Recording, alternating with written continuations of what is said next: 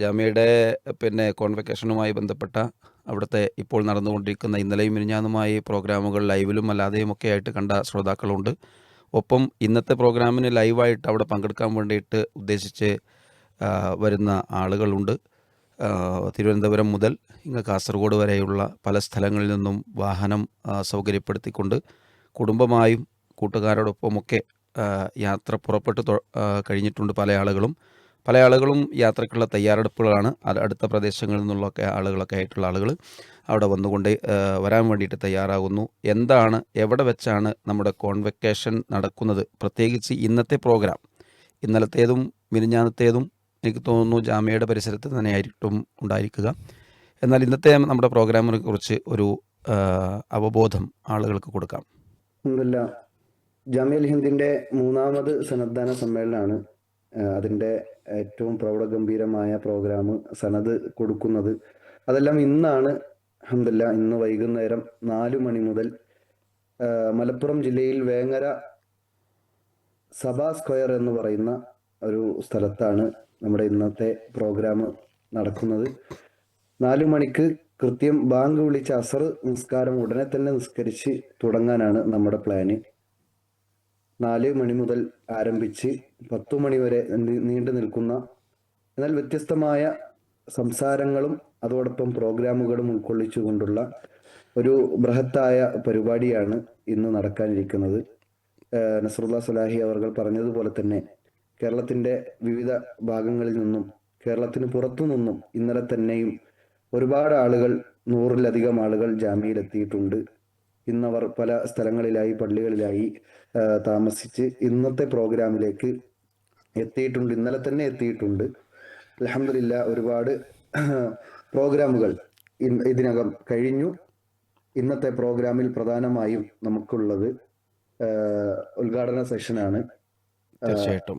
പിന്നെ കോൺവെക്കേഷൻ ഇപ്പോൾ വേങ്ങര വെച്ചാണ് നടക്കുന്നത് എന്ന് പ്രത്യേകം ഓർമ്മപ്പെടുത്തിയിട്ടുണ്ട്. എങ്കിലും ശ്രോതാക്കളിൽ പല ആളുകളും അതിനെക്കുറിച്ച് അറിഞ്ഞിട്ടില്ലെങ്കിൽ അതിൻ്റെ ഒരു അറിയിപ്പ് കൂടിയാണ്. അഥവാ ജാമിഅൽ ഹിന്ദ് മിനി ഊട്ടിയിലാണ്.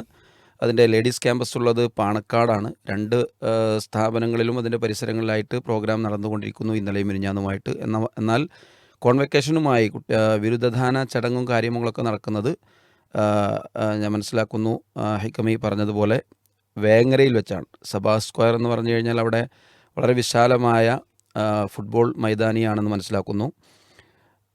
അവിടെ വെച്ചിട്ടായിരിക്കും ഇന്നത്തെ പ്രോഗ്രാം ഉണ്ടാവുക എന്നാണ് അറിയാൻ കഴിഞ്ഞത്. സഭാ സ്ക്വയറിൽ വെച്ചിട്ടാണ് ഇന്നത്തെ സനദ് സമ്മേളനം നടക്കുന്നത്. ഓക്കെ. അപ്പം തീർച്ചയായിട്ടും ഇന്നത്തെ ആ ഒരു പ്രോഗ്രാമിൻ്റെ വിശേഷങ്ങൾ, അതിൻ്റെ ഉദ്ഘാടന സെഷനും കാര്യങ്ങളുമൊക്കെ പറയുന്നതിന് മുമ്പായി ബിരുദദാന ചടങ്ങാണല്ലോ. അപ്പോൾ ആ ഒരു പ്രത്യേകിച്ചും അതിനെ കോൺസെൻട്രേറ്റ് ആയിട്ടായിരിക്കും ആ ഒരു പ്രോഗ്രാം അങ്ങോട്ട് മാറ്റിയത്. അത് 2 എന്താ പറയുക, പ്രത്യേക വിശേഷങ്ങൾ അവിടെയുണ്ട്. അവിടെ നടക്കുന്ന, അതല്ലെങ്കിൽ സഭാ സ്ക്വയറിലും അല്ലാതെയും എനിക്ക് തോന്നുന്നു നമ്മുടെ ഹിക്കമികൾ ബിരുദം ഇന്ന് സ്വീകരിക്കും. എത്ര ഹിക്കമികളായിരിക്കും ഇന്നത്തെ ബിരുദദാന ചടങ്ങിൽ അവരുടെ ആ ഒരു സർട്ടിഫിക്കറ്റ് ഏറ്റുവാങ്ങുന്നത്? നമ്മുടെ ഹിക്കമികൾ 75 പേരാണ് മൊത്തത്തിൽ ഹിക്കമികളാകാനുള്ളത് ഈ ഒരു കോൺവെക്കേഷനിൽ. എന്നാൽ അതിൽ 4 പേർ വിവിധ സ്ഥലങ്ങളിലായി, വിദേശങ്ങളിൽ ജോലിയും പഠനവുമായി ബന്ധപ്പെട്ട് 4 പേർക്ക് ഈ സനദ് സമ്മേളനത്തിൽ പങ്കെടുക്കാനോ സനദ് വാങ്ങാനോ കഴിയാതെ അവർ ക്വാളിഫൈഡ് ആയ ആളുകൾക്ക് പോലും എത്താൻ പറ്റാത്ത ആളുകൾ 4 പേരുണ്ട്. അതിനു പുറമെ 13 പേർ മദീനത്താണ്. പഠനവുമായി ബന്ധപ്പെട്ട് അവർ മദീനത്തായതുകൊണ്ട് തന്നെ അവർക്ക് പ്രത്യേകമായ ഒരു സെഷൻ നമ്മൾ അവിടെ തയ്യാറാക്കി സനദ് അവർ അവിടെ നിന്ന് സ്വീകരിക്കും. നമ്മുടെ നാട്ടിൽ സനദ് വാങ്ങുന്നത് 58 പേരാണ്. 58 പേർ നാട്ടിൽ നിന്ന് ഇന്ന് സനദ് വാങ്ങും. മൊത്തത്തിൽ 71 പേർ ഈ ഒരു കോൺവെക്കേഷനിൽ സനദ് വാങ്ങുകയും 4 പേർ സനദ് വാങ്ങേണ്ടവർക്ക് സനദ് വാങ്ങാൻ കഴിയാത്ത ഒരു സാഹചര്യവും നിലവിലുണ്ട്. ഏതായാലും 71 പേരാണ് ഈ കോൺവെക്കേഷനിൽ സനദ് വാങ്ങാൻ നിൽക്കുന്നവർ. മാഷാ അല്ലാ. അപ്പോൾ ഈ എൻ്റെ ഏറ്റവും പ്രധാന പരിപാടിയാണ് സന്നദ്ധാന സമ്മേളനം. അതിനോടനുബന്ധിച്ച് ഇന്നലെ മിനിയാന്നൊക്കെ ആയിട്ട് തുടങ്ങിയിട്ടുള്ള എന്തൊക്കെ പരിപാടികളിലൂടെയായിരുന്നു കഴിഞ്ഞ ദിവസം ഇതിനകം കടന്നു പോയത്? എന്തൊക്കെ പ്രോഗ്രാമുകളിലൂടെ കടന്നു വന്നു? ഏകദേശം ഒരു 13ഓളം പ്രോഗ്രാമുകളാണ് മൊത്തത്തിൽ നമുക്കുള്ളത്. അതിനു മുമ്പ് ഞാൻ തൊട്ടു മുമ്പ് വിട്ടുപോയ ഒരു കാര്യം സൂചിപ്പിക്കുകയാണ്. നമ്മുടെ സന്നദ്ധാന സമ്മേളനം എന്ന് പറയുമ്പോൾ ഈ പറഞ്ഞ 71 പുറമെ 43 പേർ കൂടി സനത് മറ്റൊന്ന് വാങ്ങുന്നുണ്ട്. അതായത് ജാമിയ അൽ ഹിന്ദിന്റെ കീഴിൽ തന്നെയുള്ള അൽ ഹിന്ദ് ഖുർആൻ അക്കാദമിയുടെ കീഴിൽ 30 ഹാഫിളീങ്ങൾക്ക് ഇന്ന് സനത് കൊടുക്കുന്നുണ്ട്. അതോടൊപ്പം സ്കൂൾ ഓഫ് ഖുർആൻ അതിൽ നിന്നും പഠിച്ചിറങ്ങിയവർക്ക് 13 പേരാണ്. ആ 13 പേർക്കും ഇന്ന് സനത് കൊടുക്കുന്നുണ്ട്. മൊത്തം 100-ൽ പരം ആളുകൾക്കാണ് ടോട്ടലി സനത് കൊടുക്കുന്നത് എന്നത് സാന്ദർഭികമായി സൂചിപ്പിക്കുകയാണ്. ഇപ്പോ ചോദിച്ചത് ഏതെല്ലാം പ്രോഗ്രാമുകളാണ് എന്നാണ്. അൽഹംദുലില്ലാ, വെള്ളിയാഴ്ച വൈകുന്നേരം 4:30-ക്ക് തുടങ്ങിയ ഉദ്ഘാടന സെഷൻ മുതൽ അവിടെ നിന്ന് അങ്ങോട്ട് ഖുർആൻ സമ്മേളനം, അറബിക് കോൺഫറൻസ്, അതുപോലെ തന്നെ വനിതാ കോൺഫറൻസ് എടുത്തു പറയേണ്ട വിഷയമാണ്. ലേഡീസ് ക്യാമ്പസിൽ വെച്ച് നടന്ന വനിതാ കോൺഫറൻസ് രാവിലെ 9:30 മണി മുതൽ തുടങ്ങി വൈകുന്നേരം 4:30 വരെ നീണ്ടുനിന്ന വ്യത്യസ്തമായ സെഷനുകളിൽ ആയിരക്കണക്കിന് ആളുകൾ പുറത്തു നിന്നൊക്കെയും പങ്കെടുത്ത് ഒരു നല്ലൊരു സദസ്സായിരുന്നു എന്നത് പ്രത്യേകം സൂചിപ്പിക്കുകയാണ്. അതോടൊപ്പം മറ്റൊരു പ്രോഗ്രാം ആയിരുന്നു ടേബിൾ ടോക്ക് എന്നത്. ഇന്ത്യൻ ന്യൂനപക്ഷങ്ങൾ, വെല്ലുവിളികളും പരിഹാരങ്ങളും എന്ന വിഷയത്തിൽ വ്യത്യസ്തമായ ആളുകൾ അൽഹംദുലില്ലാ നമ്മോട് സംവദിച്ചു. ഈ സമൂഹത്തിന് ഒരു കാഴ്ചപ്പാട് നൽകുന്ന ഒരു സംസാരമായിരുന്നു അത് എന്നത് നമുക്ക് പ്രത്യേകം അത് കാണുന്ന വ്യക്തികൾക്ക് മനസ്സിലാക്കാൻ സാധിക്കും. അതോടൊപ്പം ഇന്നലെ വൈകുന്നേരം നടന്നത് ഷെയ്ഖുൽ ഇസ്ലാം ഇബ്നു തൈമിയ റഹിമഹുല്ല പുനർവായിക്കപ്പെടുമ്പോൾ എന്ന പ്രോഗ്രാം ആയിരുന്നു. 4 പേരാണ് നമ്മോട് സംവദിച്ചത്. ആ പ്രോഗ്രാമിൽ ഈ ഉള്ളവനും കൂടി ഉണ്ടായിരുന്നു എന്നത് സൂചിപ്പിക്കുന്നു. ആ പ്രോഗ്രാം അൽഹംദുലില്ലാ ബാക്കിയുള്ള ആളുകൾ ഏറ്റവും നല്ല രൂപത്തിൽ വൈജ്ഞാനികപരമായി ആളുകൾക്കൊരു റെഫറൻസ് ആയിക്കൊണ്ട് ഈ ഒരു പ്രോഗ്രാമിനെ വീക്ഷിക്കാൻ കഴിയും. അതുപോലെ തന്നെ ഹദീസ് കോൺഫറൻസ്, ഇന്നലെ മഗ്രിബിന് ശേഷമുള്ള സെഷനായിരുന്നു ഹദീസ് കോൺഫറൻസ്. അതിനിടയിൽ സ്കൂൾ ഓഫ് ഖുർആന്റെ വിദ്യാർത്ഥികൾ നടത്തിയ ഒരു മധുരം ഖുർആൻ എന്ന പ്രോഗ്രാം ഉണ്ടായിരുന്നു.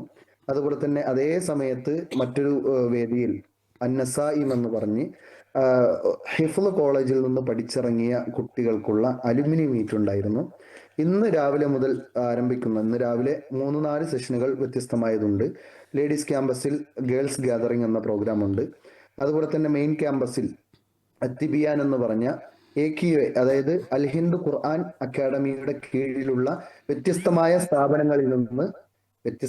സ്ഥാപനങ്ങളിൽ നിന്നുള്ള പ്രതിനിധികൾ പങ്കെടുക്കുകയും അവർക്ക് ഇൻസ്റ്റിറ്റ്യൂട്ട് കോമ്പറ്റീഷൻ, ഒരു മത്സരം നടക്കുകയും ചെയ്യുകയാണ് ഇന്ന് രാവിലെ 9 മണിക്ക്.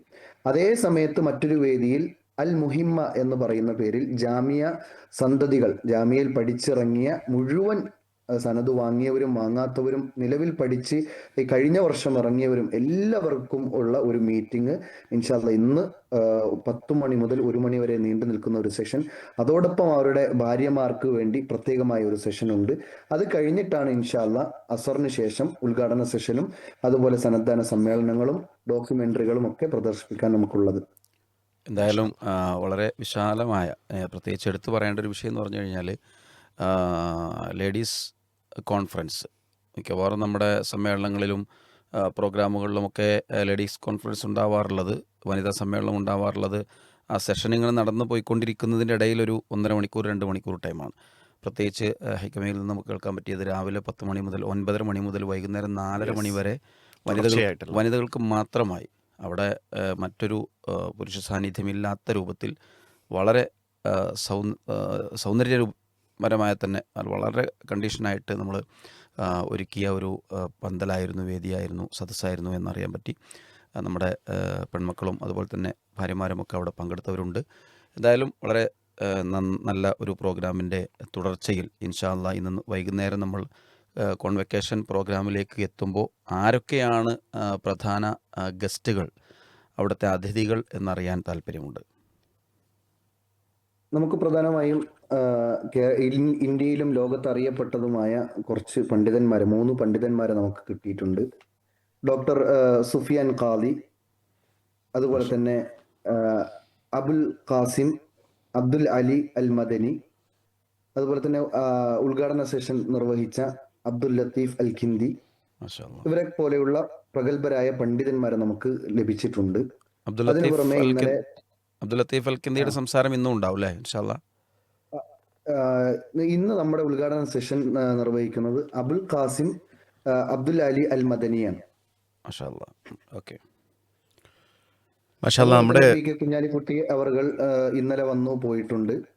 അതുപോലെ രാഷ്ട്രീയ രംഗത്തുള്ള വിവിധങ്ങളായ ആളുകൾ ഇന്ന് സംവദിക്കാനുണ്ട്. 3 ഘടക അതായത് CPM-ന്റെ അതുപോലെ തന്നെ കോൺഗ്രസിന്റെയും പ്രഗത്ഭരായ ആളുകൾ നമുക്കിന്ന് സംവദിക്കാനുണ്ട്. നമ്മൾ അതിലൊക്കെ പ്രതീക്ഷിക്കുകയാണ് ഇൻഷാ അല്ലാ. ഒറ്റ ഒരു കാര്യം കൂടെ ചോദിച്ചുകൊണ്ട് ഈ ഒരു സെഷൻ നമുക്ക് അവസാനിപ്പിക്കാം. എന്താണ് നമ്മുടെ ഈ ഒരു കോൺവെക്കേഷൻ്റെ ലക്ഷ്യം? അഥവാ ഓരോന്നിനും ഒരു ലക്ഷ്യമുണ്ടാവുമല്ലോ. അപ്പോൾ ഇന്നത്തെ ഈ ഒരു കോൺവെക്കേഷൻ മുന്നിലേക്ക് വെക്കുന്ന അല്ലെങ്കിൽ നമ്മൾ ഉദ്ദേശിക്കുന്ന പ്രധാന ലക്ഷ്യം? ഇന്ന് മതത്തിന്റെ വിഷയത്തിൽ പലരും പിന്നിലാണ്. അവിടെയാണ് നമ്മുടെ ഹിക്കമികൾ അവരുടെ ജീവിതത്തിൽ 5 വർഷം ജാമിയ അൽ ഹിന്ദിൽ അവർ മാറ്റിവെച്ച് ദീനിനു വേണ്ടി സേവനം ചെയ്ത് അവർ ഇന്നും ദീനിന്റെ രംഗത്ത് ഇറങ്ങി പുറപ്പെടുകയാണ്. അപ്പൊ അതുകൊണ്ട് തന്നെ അവരെ ആദരിക്കുക, ബഹുമാനിക്കുക, അവർക്ക് വേണ്ട ആദരവ് നൽകുക എന്നത് കാലത്തിന്റെയും സമൂഹത്തിന്റെയും ഒരു ആവശ്യമാണ്. ഇന്ന് സമൂഹത്തിൽ ഏറ്റവും കൂടുതൽ ആത്മീയ ചൂഷണങ്ങളും മറ്റും നടന്നുകൊണ്ടിരിക്കുകയാണ്. അവിടെ ഈ ഹിക്കമികൾക്ക് ഒരു ദൗത്യമുണ്ട്. ആ ദൗത്യത്തെ അവർക്ക് ബോധ്യപ്പെടുത്തി കൊടുക്കുകയും സമൂഹം ഇവരെ ഏറ്റെടുക്കുകയും ചെയ്യണം എന്ന ഒരു പ്രഖ്യാപനം കൂടിയാണ് നമ്മുടെ ഈ കോൺവെക്കേഷനിലൂടെ നമ്മൾ കാണുന്ന മറ്റൊരു ലക്ഷ്യം. അത് സമൂഹം ഏറ്റെടുത്തിട്ടുണ്ട്. അതിന്റെ ഒരു നേർക്കാഴ്ചയാണ് ജാമിയ അൽ ഹിന്ദ് വളർന്നുകൊണ്ടിരിക്കുന്നു എന്നത്. ഏതായാലും അല്ലാഹു സുബ്ഹാനഹു വ തആല ഈ ഒരു പ്രവർത്തനങ്ങൾ സ്വാലിഹായ കർമ്മങ്ങളായി സ്വീകരിക്കട്ടെ എന്ന് ആത്മാർത്ഥമായി പ്രാർത്ഥിക്കുകയാണ്.